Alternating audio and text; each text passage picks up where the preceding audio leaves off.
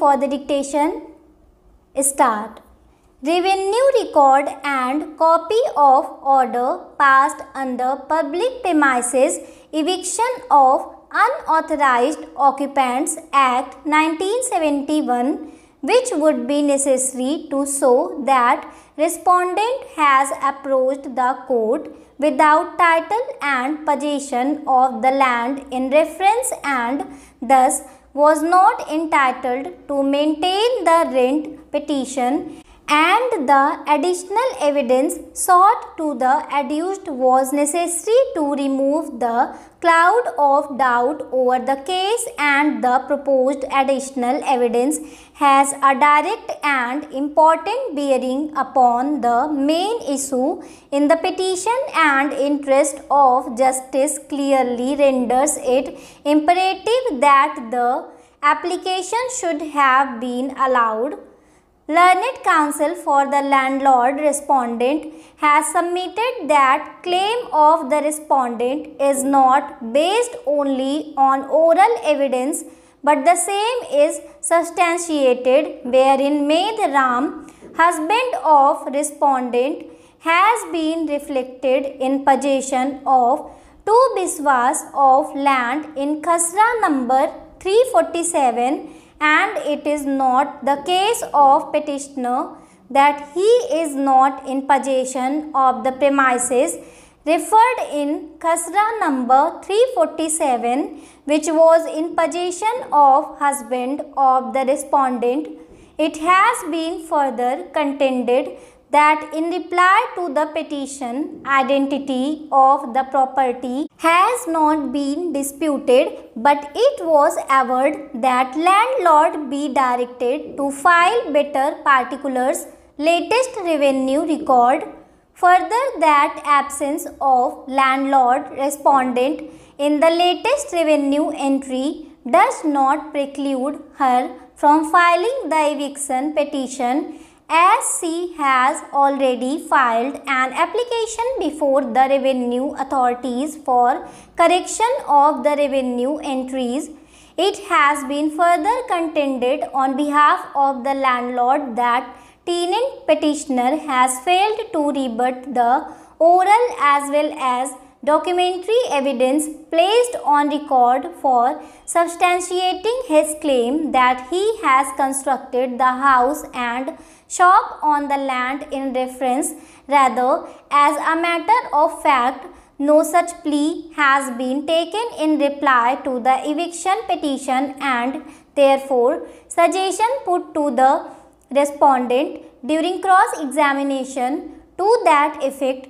deserves to be ignored, particularly for the reason that the suggestion put to the landlord was for claiming ownership of shop and room in reference, which was never pleaded in reply to the eviction petition, and for this reason deposition of tenant claiming ownership of room and shop in his statement recorded as RW1 is also to be discarded for want of such pleading in the reply. It has been further contended that it is not a case where tenant was not aware about identity of the property, but he was insisting for placing on record revenue record with new Khasra number of the premises in reference, and for knowing identity of premises,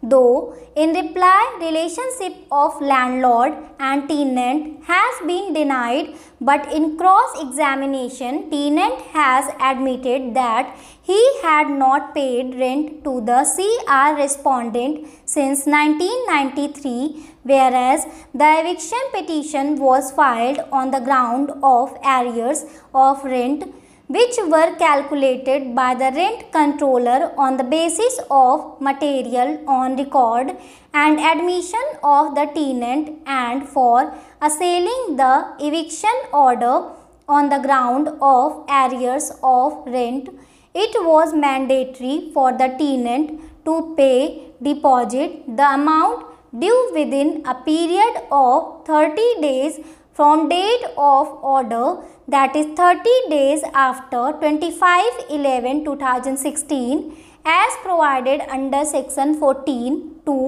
of the Rent Act, whereas petitioner has failed to deposit the amount within period of 30 days to assail the eviction on the ground of non-payment of rent, and therefore appeal of the tenant was liable to be dismissed on this sole ground, and resultantly present revision petition is not maintainable for want to deposit of arrears of rent within the period prescribed under the Rent Act. To substantiate the aforesaid plea, pronouncement of the Supreme Court in Sri Chand did through legal representatives versus Surinder Singh 2020 6 SCC 288 has been referred, wherein for non-deposit of necessary amount by the tenant to save himself from eviction, claim of the tenant was rejected. In present case, there was no stay granted by the appellate authority or any other competent court of law against the order of eviction dated 25/11/2016 passed by the rent controller, and the tenant petitioner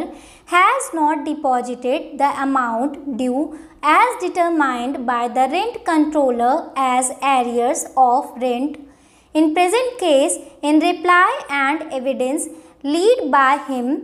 there is no specific stand of tenant,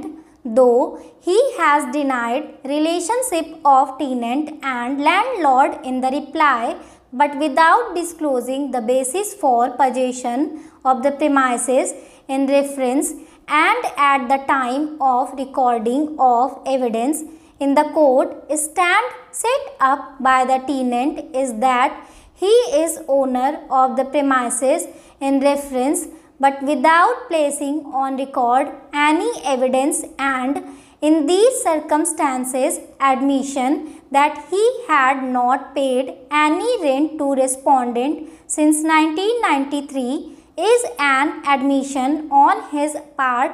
that prior to that he was making payment of rent, and therefore was tenant in the premises in reference under Medram, who had expired in 1993. Therefore, this pronouncement is also of no help to the tenant. Petitioner has admitted that originally he is resident of Pathankot, Punjab, and that he had not purchased the land, and he was not having any document regarding ownership of the land in reference, with self-explanation that land was vacant and he constructed kiosk thereon. However,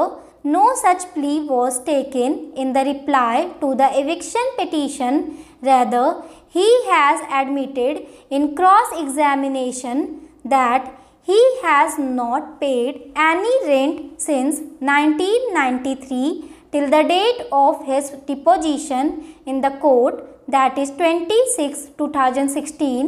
Identity of the premises in question was never disputed by the petitioner, but he was only insisting for